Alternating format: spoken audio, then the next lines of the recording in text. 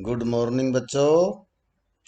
हरिवंश राय बच्चन की कविता आत्म परिचय जो आप पढ़ रहे हैं उसमें लास्ट के दो पैराग्राफ बचे हैं। मैं एक बार से इनको आपको फिर से स्टार्ट कर रहा हूँ।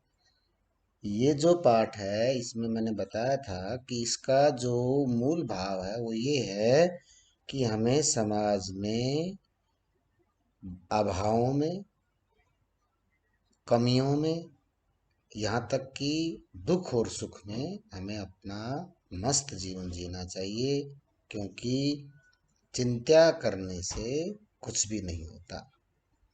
तो कवि समाज के लोगों को किस प्रकार से वो एक दूसरे के प्रति व्यवहार करते हैं, कैसे हमें अपने जीवन में उनसे निजात पानी चाहिए, किस प्रकार से हम जीवन जिएं जिससे कि हमें कोई परेशानी ना हो, इसी क्रम को आगे बढ़ाते हुए कवि कहता है, मैं रोया इसको तुम कहते हो गाना, मैं फूट पड़ा तुम कहते हो छंद बनाना, क्यों कवि कहकर संसार मुझे अपनाए, मैं दुनिया का हूँ एक नया दीवाना। दीवाना, दीवाना किसे कहते हैं? दीवाना वो पागल या पगला होता है जो जुनून में चढ़ करके किसी कार्य को करता है, चाहे वो रोने का कार्य हो, चाहे हंसने का हो, चाहे प्रेम करने का हो। पागलों जैसी हरकत करता है उसे लोग दीवाना कहते हैं। यहाँ कवि कहता है कि संसार में जब कभी कोई किसी दुख के साथ रोता है या दुखी होता है तो लोग कहते हैं देखो गाना गा रहा है। कवि कटाक्ष करते हुए अगली लाइन में कहता है, मैं फूट पड़ा तुम कहते हो छंद बनाना। फूट पड़ना अर्थात ये मुहावरा है, इसका अर्थ होता है जोर जोर से विलाप करना, जोर जोर से रोना। तो कवि कहता है कि जब मैं दुखी हुआ तो लोग कहते हो देखो ये गाना गा रहा है, और जब मैं जोर जोर से रोने लगा तो कहते हैं ओहो इसमें तो अब छंद का भी इस्तेमाल कर लिया है। तो कवि यहाँ ये कहना चाहता है कि दूसरे व्यक्ति को आप अगर दुखी हैं तो उन्हें इनसे कोई वास्ता नहीं, वो आपके दुख को भी मजाक बना करके उड़ाते हैं जिससे आप और दुखी होते हैं। जब कवि यह कहना चाहता है कि आप दूसरों के कहने पर अपने आप को और दुखी ना करें और अपना जीवन मस्ती से जिएं, दुनिया की परवाह ना करें। कवि अगली लाइन में कहता है कि मैं दूसरों से क्या अपेक्षा रखूं कि वो मुझे सम्मान दें, मुझे एक महान कवि कहें। कहता है क्यों कवि कहकर संसार मुझे अपनाए, मैं इन लोगों से क्या अपेक्षा करूं, संसार के लोगों से, कि वो मुझे महान कवि कहे और मुझे आदर सम्मान दें। क्यों, मैं दुनिया का हूँ एक नया दीवाना। क्या मैं दुनिया का अनोखा व्यक्ति हूँ? क्या मैं संसार का एक विशेष व्यक्ति हूँ कि जो संसार के लोग मुझे एक महान कवि कहकर मुझे अपनाए? ये मैं लोगों से अपेक्षाएं नहीं रख सकता। मैं एक साधारण व्यक्ति हूँ, एक साधारण सामान्य जीवन जीने वाला व्यक्ति हूँ। तो मुझे संसार में के लोगों से ऐसे अपेक्षाएं नहीं रखनी चाहिए कि संसार के लोग मुझे एक महान कवि समझें। ऐसा हम अगर अपेक्षा रखेंगे तो हम कभी जीवन में सुखी नहीं रह सकते। तो एक बार फिर से मैं रिपीट करता हूँ, मैं रोया इसको तुम कहते हो गाना, मैं फूट पड़ा तुम कहते हो छंद बनाना। कवि कहता है कि मैं अगर दुखी होता हूँ तो लोग कहते हैं गाना गा रहा है, अगर मैं जोर जोर से रोता हूँ तो लोग कहते हैं देखो ये अपना संगीत में छंद युक्त गाना गा रहा है। कहने का तात्पर्य कि कवि मेरे दुख में जो कवि का दुख है उस दुख में लोग आनंद लेते हैं, उसको और ज़्यादा दुखी करने का प्रयास करते हैं। कवि कहता है कि संसार से हमें, ये संसार नश्वर है, ये संसार जो है कवि को अच्छा नहीं लगता क्योंकि यहाँ के लोगों का व्यवहार अच्छा नहीं है। तो कवि कहता है कि संसार के लोगों से हमें ये अपेक्षा नहीं रखनी चाहिए कि वो मुझे महान कवि कहकर अपनाएं, क्योंकि मैं कोई दुनिया का अनोखा या नया दीवाना व्यक्ति नहीं। तो कवि यहाँ इस पाठ्यांश के माध्यम से ये संदेश देना चाहता है और ये प्रश्न बनता है कि कबीर अपने आप को दीवाना क्यों कहता है। तो कबीर अपने आप को दीवाना, दीवाना का अर्थ होता है प्रेम में पागल व्यक्ति, जो जुनून से चढ़कर प्रेम का नया इतिहास रचता है, उसे दीवाना कहते हैं।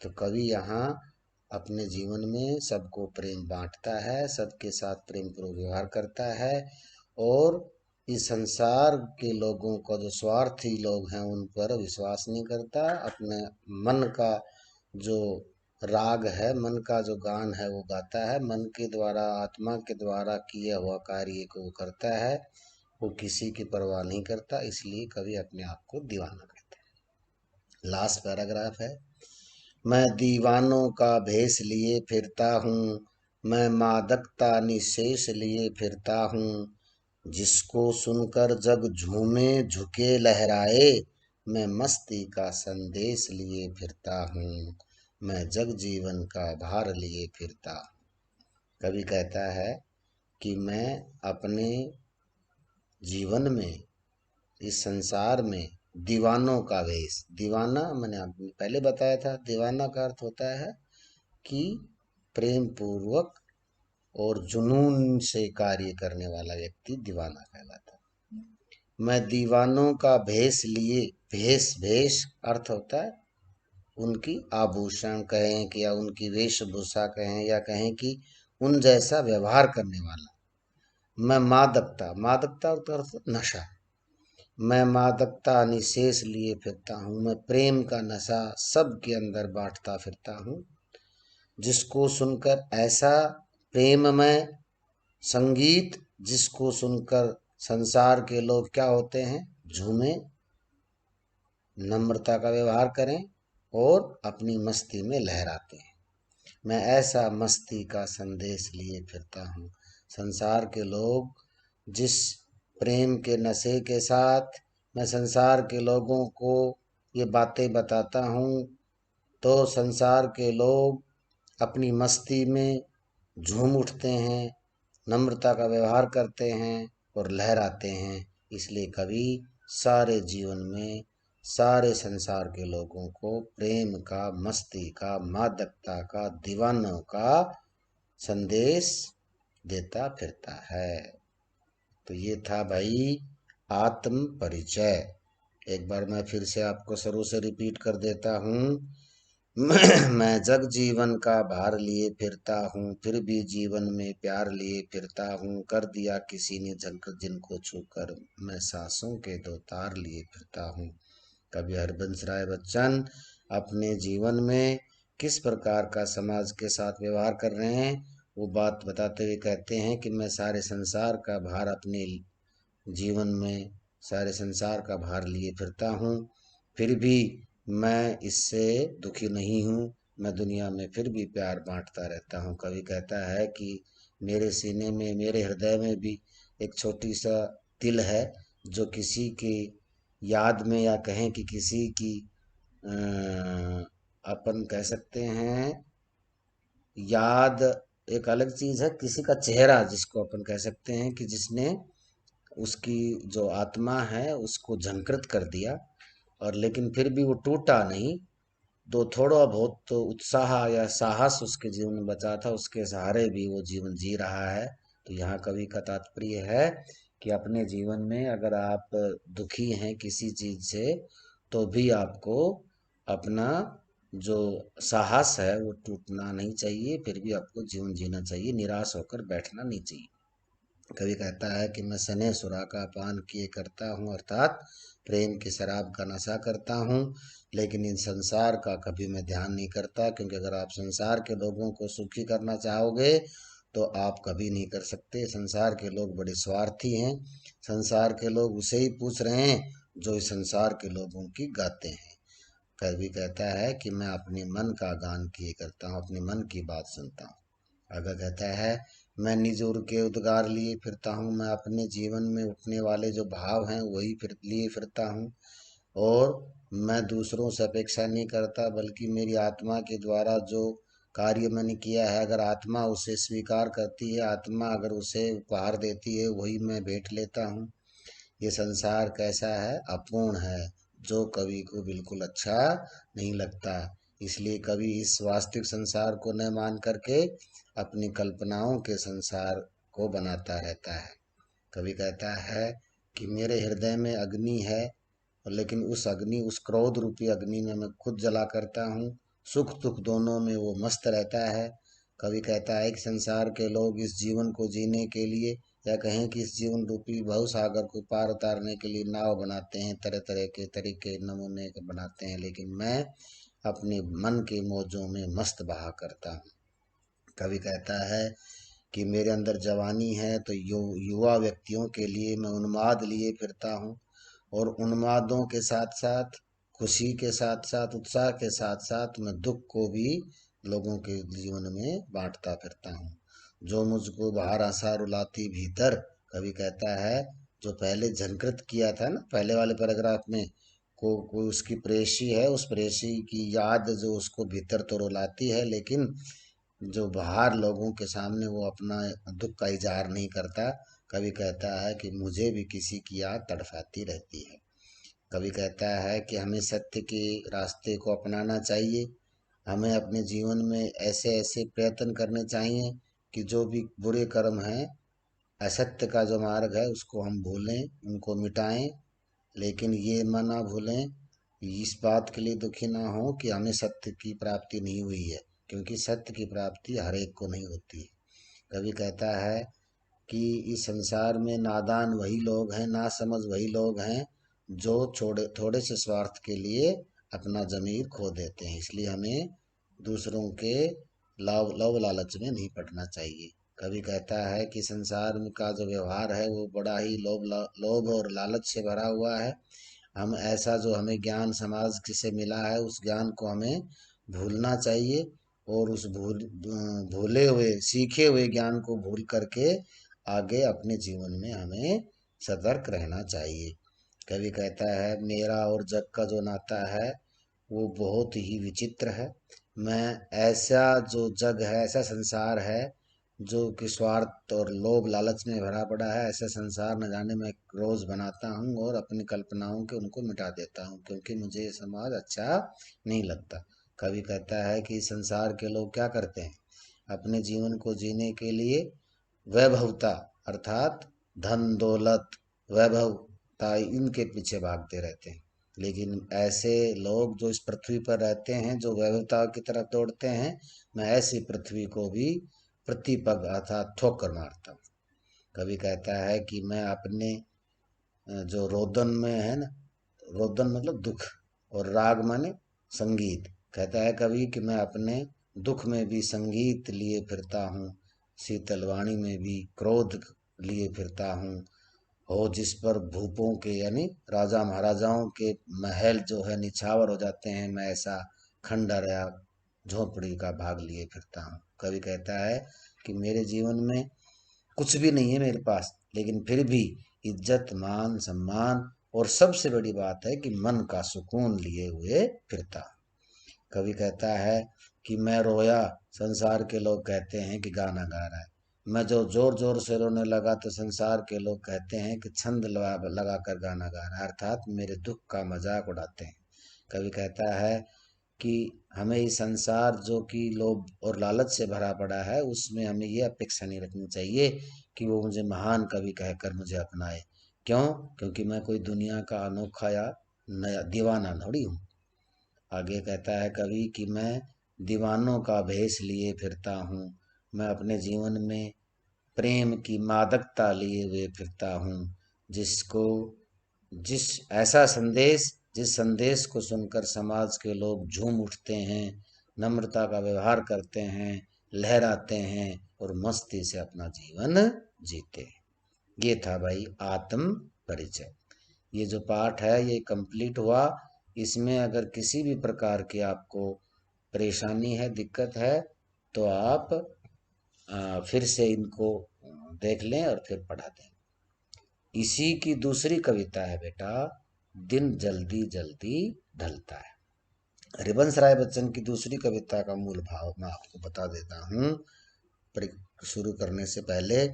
इसमें कवि ये कहना चाहता है कि ये जो संसार है, इस संसार में मानव सब जीवों में श्रेष्ठ प्राणी है, लेकिन मानव जो है वो मानव अपने स्वार्थ और कहते हैं लोभ लालच के कारण इस समाज में सबसे निम्न श्रेणी में आता है। यहाँ ये प्रयास किया गया है कि संसार के जो लोग होते हैं वो, जैसा कि व्यवहार के ऊपर बात आती है कि हम, एक बच्चा पूछता है कि हमें दूसरों के साथ कैसा व्यवहार करना चाहिए, वहीं आप बताओ उसको क्या उत्तर देंगे। तो बच्चे का सबसे स्पष्ट उत्तर है कि आप, इस प्रश्न का, कि आप दूसरों के साथ वैसा ही व्यवहार करो जैसा दूसरों से आप अपने प्रति चाहते हो। तो हर व्यक्ति चाहता है कि सब मेरे साथ प्रेम पूर्वक व्यवहार करें, सब मेरी इज्जत करें, मेरा मान सम्मान करें, सब मुझसे प्रेम करें। और ये बातें किससे आती है? हमें तो अपनों ने लूटा, गैरों में कहाँ दम था। अब यहाँ क्या होता है कि आप जब किसी से बहुत प्रेम करते हैं या आपका उससे कोई बहुत गहरा पारिवारिक रिश्ता होता है, अगर उसमें आपको थोड़ी सी उसमें आपको ये लगे कि यार ये मुझसे तो प्यार ही नहीं करते, यार ये मुझसे तो कोई मेरे आने से कोई सुख आनंद नहीं होता, खुश नहीं होता, मैं नहीं आऊं तो कोई दुखी नहीं होता, यानी मेरे आने या रहने से किसी को कोई फर्क नहीं पड़ता। जब ये विचार किसी भी बच्चे के मन में आ जाता है तो उसको परिवार जो है, घर जो है, वो अच्छा नहीं लगता। यहाँ एक उदाहरण दिए हैं, बिंब दिए गए हैं, उसमें आपको बताया है कि एक थका हारा पंथी है, पंथी मन राहगीर, एक थका हारा पंथी है और वो, उसकी मंजिल उसको सामने दिखाई दे रही है। तो थका हारा पंथी भी उस मंजिल को पास देख करके उसके जो पैर हैं उन पैरों में तेजी आ जाती है, वो जल्दी जल्दी चलता है। क्यों? कि यार अभी दूर थोड़ी है और रास्ते में कभी रात ना हो जाए, इसलिए वो थका हारा भी जल्दी जल्दी चलता है। आगे इसमें और बताया, एक उदाहरण और दिया है कि चिड़िया है, चिड़िया बेचारी सुबह अपने नीड से, अपने घोंसले से निकलती है, अपने बच्चों के लिए खुद भी खाना खाती है और अपने बच्चों के लिए भी लाती है। तो रात को, शाम को जब वो घर वापस लौटती है अर्थात अपनी नीड में वापस जाती है तो थकी हारी होती है, लेकिन उसके मन में एक विचार आया कि बच्चे जो हैं वो नीड़ों में अकेले होंगे और वो मेरी प्रतीक्षा में होंगे।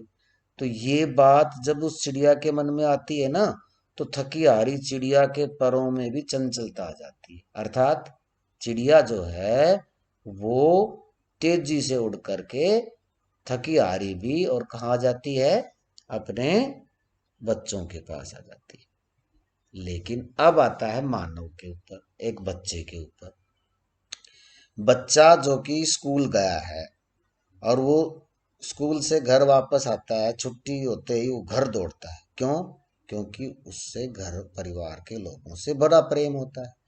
वो चाहता है कि भाई मैं अपने मम्मी पापा भाई बहन चाचा चाची जो भी परिवार के सदस्य हैं, दादा दादी, वो सब मेरी प्रतीक्षा में होंगे, इसलिए वो तेजी से घर जाता है। लेकिन जब जिस बच्चे के मन में ये भावना आ जाती है कि मैं अगर जल्दी घर जाऊं तो कोई सुखी नहीं होगा, मैं अगर देर से घर जाऊं तो कोई दुखी नहीं होगा, है ना। जब ये प्रश्न किसी भी बच्चे के मन में आ जाता है, ये प्रश्न जब किसी भी, ये भाव जब किसी भी बच्चे के मन में आ जाता है तो उसके पैरों में चंचलता की बजाय क्या आ जाती है, शिथिलता आ जाती है। अर्थात वो घर की तरफ तेजी से नहीं जाता बल्कि धीरे धीरे चलता है। तो कभी यहाँ ये कहना चाहता है कि बच्चे जो हैं उनमें युवावस्था में या यौवन काल में, या कहें कि किशोर अवस्था में, किशोर अवस्था से ही बच्चा थोड़ा सा अपने आप को थोड़ा परिवार के लोगों से अलग अलग करके और अपने मित्रों के साथ ज़्यादा समय बिताता है। तो उनमें अगर किसी ये भावना जब आ जाती है बच्चे में, तो वो उसके जो पैर हैं वो बिल्कुल शिथिल हो जाते हैं, धीरे धीरे चलते हैं, बिल्कुल मौन रहता है, घर परिवार से बात नहीं करता, धीरे धीरे धीरे धीरे धीरे उसके अपने परिवार से दूरियां बढ़ने लग जाती हैं। लेकिन उस बच्चे की जो सबसे बड़ी कमजोरी है वो यही है कि वो अपने मन में अपने परिवार के प्रति कुंठित हो जाता है। तो बच्चों, ये बातें आप लोगों को इसलिए पढ़ाई इस कविता का संदेश यही है कि हम कभी भी आपके परिवार के लोग आपसे कम या ज्यादा प्रेम नहीं करते। चाहे कितने भी बच्चे क्यों ना हो घर में, वो सबसे उतना ही प्रेम करते हैं। ये बात अलग है कि आप बड़े हैं और आपसे जब छोटे हैं तो डेफिनेट बात है कि छोटों की गलती हो, पर डांटा किसको जाता है? बड़े को।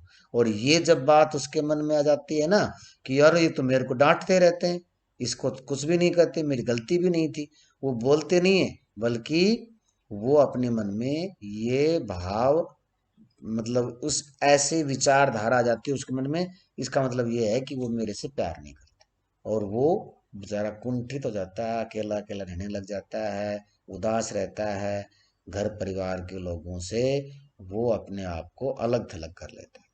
तो कवि कहता है ऐसा नहीं है, क्योंकि देखो, एक चिड़िया जो पक्षी है, वो देखो अपने उसको, ये थोड़ी है इंसान तो अपने बच्चों को, परिवार जो लोग हैं वो क्यों पालते पोसते हैं?